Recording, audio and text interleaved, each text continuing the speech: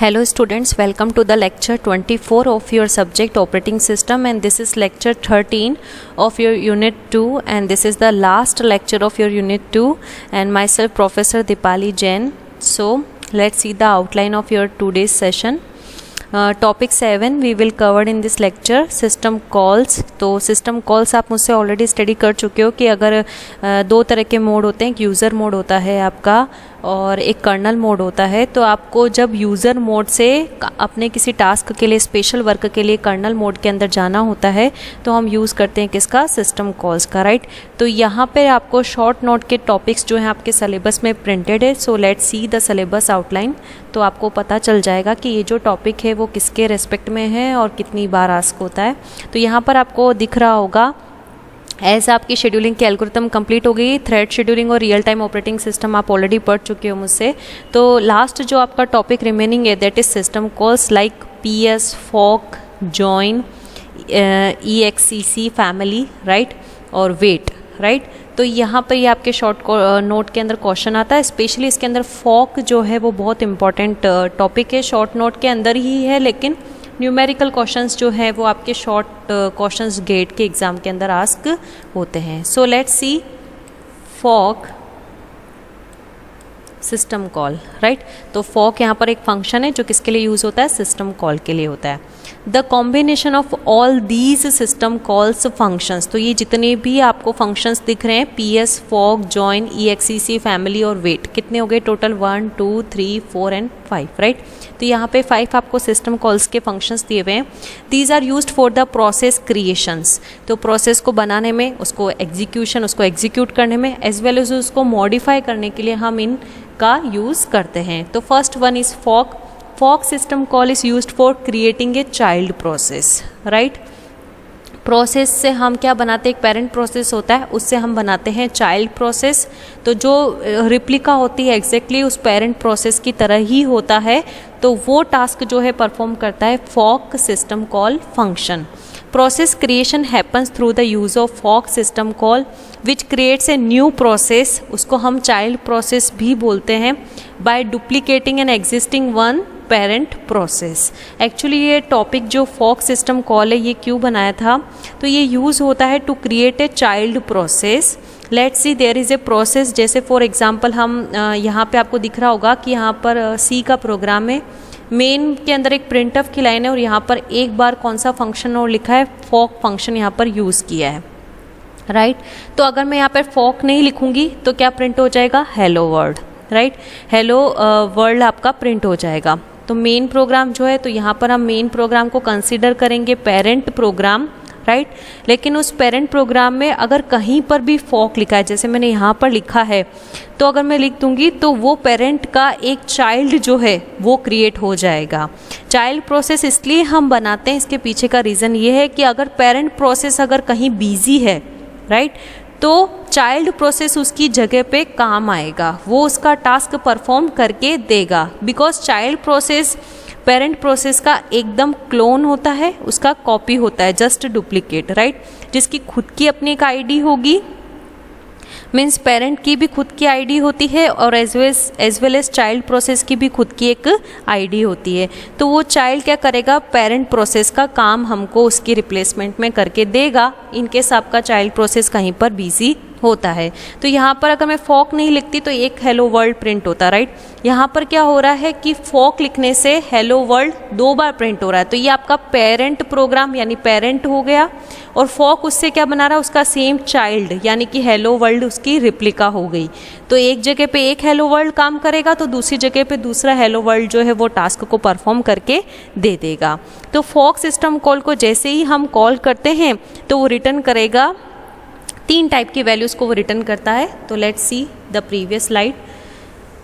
तो अब आपको इसका मेन रोल समझ में आया होगा कि ये पेरेंट प्रोसेस की जस्ट रिप्लिका क्रिएट करता है. अगर आपका पेरेंट प्रोसेस कहीं पर बिजी है तो फॉक प्रोसेस जो है वो चाइल्ड प्रोसेस बनाकर उसका टास्क उसके रिप्लेसमेंट में कंप्लीट करके देगा. The process that call fork is the parent, whereas the new process is the child process. When a parent process uses fork, it creates a duplicate copy of itself. खुद की एक duplicate copy generate करता है. Then this duplicate becomes the child of the process. तो हम इसका एक numerical भी देखेंगे पीछे, और फिर इसका एक फॉर्मूला जनरेट होता है कि कितने नंबर ऑफ आपके चाइल्ड प्रोसेस जनरेट होंगे, तो वो भी आप नेक्स्ट स्लाइड्स में भी देखोगे. When we do system call, जब आप fork फंक्शन से सिस्टम कॉल करते हो तो it will return 3 types of values, 0, positive value and negative value. तो case 1 that is positive value and non zero value जो प्रोसेस की आईडी होती है चाइल्ड की is return to the parent. Case 2 0 value, a value of 0 is returned to the child. And case 3 the negative value, in case the child is not created successfully due to any kind of issue like low memory, any system kind of problems if occurred, तो -1 is returned to the fork function. कि कभी ऐसा हो सकता है कि child process आप create करना चाहते हो वो सक्सेसफुली क्रिएट नहीं होता है due to the system errors और इश्यूज, राइट. तो उस टाइम पे आपको क्या वैल्यू रिटर्न होगी, -1, जो ये इंडिकेट करेगी इस पेरेंट प्रोसेस का कोई चाइल्ड प्रोसेस क्रिएट नहीं हुआ है with the help of fork system call. Okay, तो ये एग्जाम्पल में यहाँ पे 3 हेडर फाइल्स है. तो stdio.h आप ऑलरेडी लगाते आए हो, ये सिस्टम के लिए है, और यूनिक स्टैंडर्ड के लिए ये unistd.h है. Let's see another example. तो उससे पहले मैं आपको इसकी नेक्स्ट स्लाइड समझाती हूँ, फिर ये प्रीवियस एग्जाम्पल पे हम फिर से मूव करेंगे. तो क्रिएशन ऑफ फॉर्क कैसे होता है, देखो यहाँ पर मेन लिखा है, फॉर्क 2 बार है, और प्रिंटफ में क्या लिखा है, हेलो लिखा है. तो पी जो पेरेंट प्रोसेस है आपका वो क्या हो गया, मेन का प्रोग्राम. फॉर्क अपन ने 1 बार लिखा है, तो ये फॉर्क यहाँ पर गया, तो इससे एक क्या बनेगा, C1 यानी कि चाइल्ड प्रोसेस, और एक क्या जनरेट हो जाएगा, पेरेंट प्रोसेस. ये खुद एक किसी और का क्या हो जाएगा, पेरेंट, क्योंकि जस्ट जो प्रीवियस फंक्शन होता है वो क्या होता है, पेरेंट प्रोसेस. अब इस वाले फॉर्क के लिए पेरेंट प्रोसेस कौन था, ये मेन था, तो इसलिए उसको यहाँ पर पेरेंट लिखा है. ये फर्स्ट फॉर्क यहाँ पर लिखोगे, उससे 2 क्रिएट होंगे, एक उसका चाइल्ड प्रोसेस C1 और वो खुद एक क्या बन जाएगा, पेरेंट किसका, नेक्स्ट फॉर्क का. तो नेक्स्ट फॉर्क अपीयर हुआ. उस नेक्स्ट फॉर्क से क्या होगा, एक आपके 2 तो बन रहे हैं, इसके C1 के खुद का एक चाइल्ड प्रोसेस, राइट, और इससे क्या बन रहा है, एक चाइल्ड प्रोसेस से एक और वो खुद क्या बन जाएगा, पेरेंट बन जाएगा. इसलिए C1 को रिपीटेड में C1 लिखा है, क्योंकि एक तरफ चाइल्ड आता है आपका, किस साइड में आता है, लेफ्ट साइड में, और राइट साइड में हमेशा आप पेरेंट लिखोगे. तो C1 खुद पेरेंट बन गया, उसका चाइल्ड बन गया C2 प्रोसेस, और जो प्रोसेस P जो मेन प्रोग्राम था वो अभी आपका है, उसका चाइल्ड हो गया C3 प्रोसेस, और मेन P जो है वो आपका P पेरेंट प्रोसेस हो गया, राइट. तो आप राइट साइड में लिखते हो पेरेंट प्रोसेस, और लेफ्ट साइड में आपको मेंशन करना होता है चाइल्ड प्रोसेस. तो यहाँ पर 2 फॉर्क है, तो कितने चाइल्ड हो गए, 3 चाइल्ड और 1 पेरेंट प्रोसेस. तो let's see the example. The question will ask in GTU or as well as in GTU, most probably in the GATE exam, calculate the number of times hello is printed. कितने time आपका यहाँ पर hello print होगा. तो कितने fox आपको given है, 1 2 3 Fock given है, और यहाँ पर प्रिंट ऑफ में क्या लिखा है, हेलो. तो अभी जो हमने कैलकुलेशन की है, तो 3 चाइल्ड और एक पेरेंट है, राइट. तो कितने फॉक्स है, 2. अब यहाँ पर मैं एक और फॉक बनाऊँ तो उससे कितने जनरेट हो जाएंगे, 6 चाइल्ड, राइट. तो 1 2 3 4 5 6 और 2 आपके क्या हो जाएंगे, पेरेंट के. तो इसको किस तरीके से कैलकुलेट करते हैं, देखो ये फर्स्ट फॉक के लिए एक हेलो और उसका सेकंड पेरेंट, राइट. फिर सेकंड हेलो जब फॉक जब आएगा तो उसमें 2 की पावर्स में ये वर्क करता है. तो यहाँ पर फॉर्मूला देखिए, the number of times hello is printed is equal to the number of process created. Total number of process equal to 2 raised to the power n, and n is the number of fork in the system calls. तो कितने number of forks थे previous में, 1 2 3, right, 2 raised to the power 3, that is 8. तो यहाँ पर देखो कितने hello printed हुए, 1 2 3 4 5 6 7 8. तो जब आपको गेट के एग्जाम में क्वेश्चन गिवन होगा तो इस तरीके का प्रोग्राम आपको लिखा हुआ मिलेगा, और what will be the output या what will be the how many times hello will be printed, this kind of question will ask in the GATE exam. तो ये शॉर्ट नोट है, GTU में तो ये नहीं आया, ये आपके सिलेबस में अभी थोड़े टाइम पहले ऐड हुआ है, तो बिकॉज ऑफ द गेट में ये आस्क होता है. तो यहाँ पर ये इसका फॉर्मूला है. तो यहाँ पर कितने 8 आपके हेलो प्रिंट हुए थे. तो इस तरीके से उसका क्रिएशन होता है. वो यहाँ पर आपको शो हो रहा होगा। तो यहाँ पे फोक सिस्टम कॉल आपका कंप्लीट होता है। सेकंड आता PS, process status. The full form PS stands for process status system call. PS command is use to provide information about the currently running process, कि कौन सा प्रोसेस करंट में run हो रहा है वो पता करने के लिए, प्रोसेस का स्टेटस पता करने के लिए हम किसका यूज करते हैं, इस सिस्टम कॉल का यूज करते हैं। Including their process identification number, तो यहाँ पर एक PIDs भी वो जनरेट करके देते हैं। This command stand for process status. Every process is assigned a unique PID by the system. Her process को एक PID असाइन होती है। तो आपने प्रोसेस कंट्रोल ब्लॉक जो पढ़ा था PCB, उसके अंदर वो PID स्टोर होती है। तो आपने उस टाइम पे पढ़ा था कि हर प्रोसेस की एक क्या होती है, यूनिक ID होती है, दैट इज PID। इसका सिंटेक्स क्या है लिखने का, PS और ब्रैकेट में ऑप्शंस होते हैं। You can also check the process status of a single process, use the syntax PS और साथ में आप क्या कंबाइन करोगे, उसकी ID PID। अगर आपको PID पता है तो आप PID और PS कमांड का यूज करके इसको डायरेक्टली उसके स्टेटस को पता कर सकते हो कि कौन सा प्रोसेस अभी में रनिंग है, कौन सा रनिंग में है, कौन सा वेटिंग में है, कौन सा टर्मिनेट हो गया है। तो प्रोसेस का स्टेटस पता करने के लिए कौन सा सिस्टम कॉल यूज होता है, PS। Let's see the third type of short note, join system call. The join command in Unix is a command line for joining lines of two files on a common field. दो files है आपके पास में, यहाँ पे जैसे file 1 और file 2 है, तो इसकी जो कोई लाइन है उसको अपन को क्या करना है, कॉमन फील्ड क्रिएट करके उन लाइंस को ज्वाइन करना है। It can be use to join two files by selecting fields. तो आप दो फाइल को भी ज्वाइन कर सकते हो, दो लाइंस को भी ज्वाइन कर सकते हो with in the line and joining the lines for them. The join command is use to join two files based on a key field present in both the files. तो join करने के लिए दोनों में क्या होता है, स्पेसिफाई की फील्ड होता है, कॉमन फील्ड होता है जिससे हम उनको ज्वाइन करते हैं। The input file can be separated by white space और एनी आइडेंटिफायर। तो फाइल 1 और फाइल 2 के बीच में क्या आएगा, स्पेस। तो इसको लिखने का सिंटेक्स क्या होता है, $join और ऑप्शन, कि आपको अगर स्पेसिफिकली कोई पता है आइडेंटिकल पोर्शन तो आप यहाँ पर उसके ID मेंशन करोगे, फाइल 1 का नाम और फाइल 2 का नाम। To join two files using the join command files must have identical join field. तो दो फाइलों को अगर आपको ज्वाइन करना है तो दोनों में एक आइडेंटिकल कॉमन ज्वाइन फील्ड होना इज मस्ट है। तो यहाँ पर आप शॉर्ट नोट में लिख कर क्या होगी, ज्वाइन सिस्टम कॉल क्या टास्क करता है, प्लस दो फाइल को ऐड करने का ये सिंटेक्स, और मेन टास्क क्या है कि दोनों में एक आइडेंटिकल ज्वाइन फील्ड होना चाहिए। इसके एग्जाम्पल यहाँ पर दो फाइल आपको दिख रही होगी, राइट। इस एग्जाम्पल से आपको क्लियर हो जाएगा कि ज्वाइन कमांड किस तरीके से वर्क करता है, ज्वाइन सिस्टम कॉल। यहाँ दो फाइल है, .text एक्सटेंशन से सेव है। इसके अंदर 3 फील्ड है, नेम, ब्रांच और सब्जेक्ट। और यहाँ पर नेम में लिखा है राज, ब्रांच में लिखा है CSC और सब्जेक्ट है OS। तो इन दोनों को मर्ज करना है, right.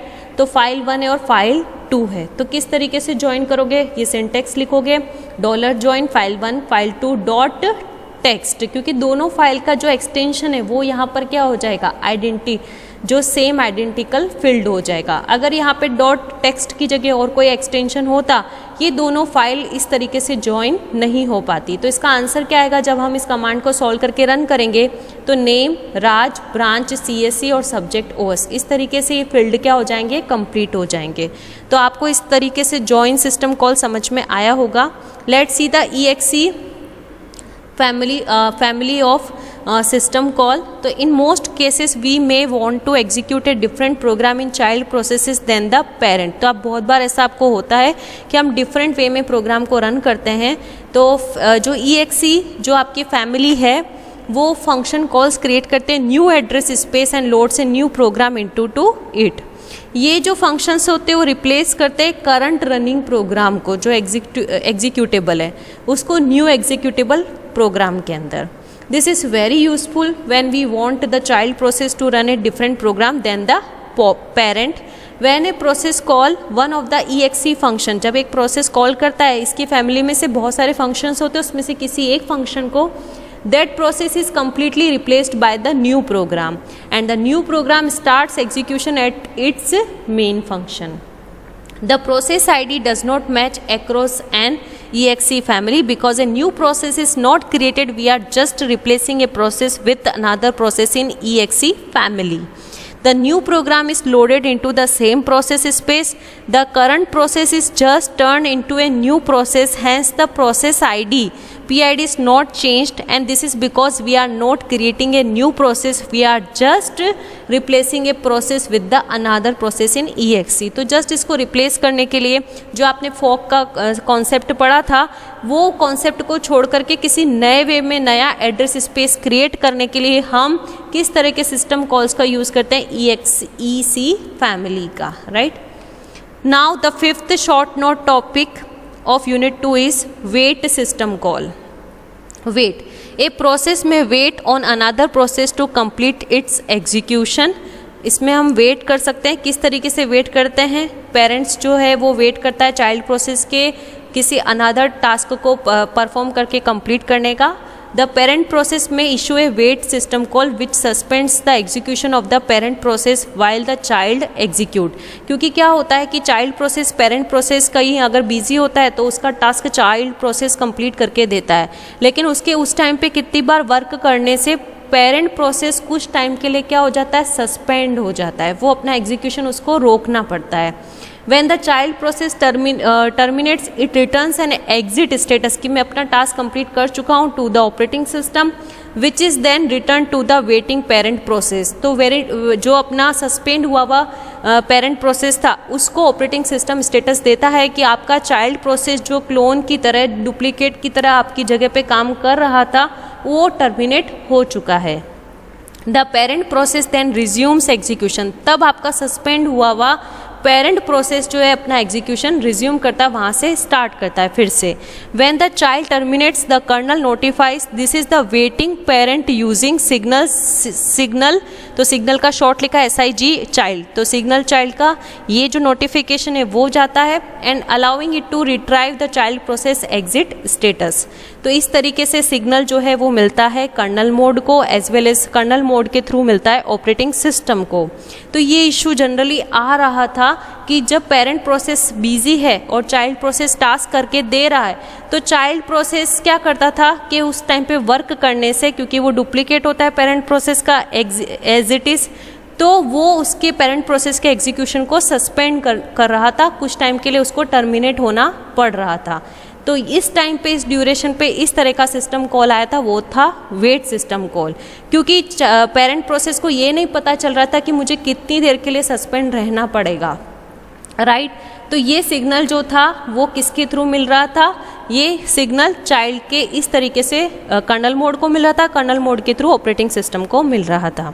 In the above code example used for exe system call, the shell means parent process was waiting for its child to complete.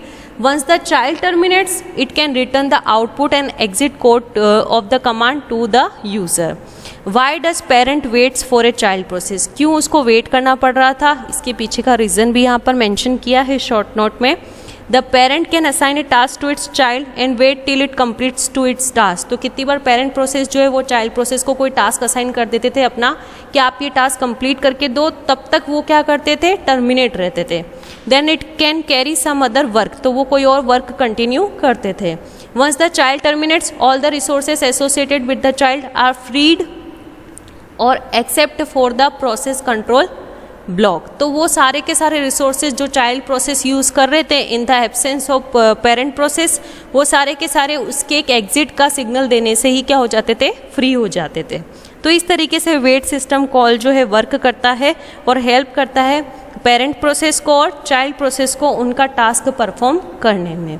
तो यहाँ पर आपके शॉर्ट नोट का जो टॉपिक है, जो लास्ट टॉपिक था इस यूनिट का, जैसा कि मैंने आपको बताया सिलेबस में सिस्टम कॉल्स जो 5 तरह के हैं, PS, fork, join, exe, family और वेट, तो यहाँ पर कंप्लीट होते हैं. अगर ये आस्क होगा तो शॉर्ट नोट में ही होगा. अभी तक GTU में नहीं पूछा है क्योंकि ये अभी रिसेंटली ही ऐड होकर के आया आपके सिलेबस में. तो यहाँ पर आपके शॉर्ट नोट्स जो है टॉपिक के कंप्लीट होते हैं. सबसे पहले आपने फॉक के बारे में स्टडी किया, देन उसके बाद में PS प्रोसेस स्टेटस, नेक्स्ट था आपका जॉइन सिस्टम कॉल, 2 फाइल्स को ज्वाइन किया उसके फील्ड्स को, then exe family and the last one is wait system call. So यहाँ पर आपकी यूनिट 2 जो है वो फिनिश होती है।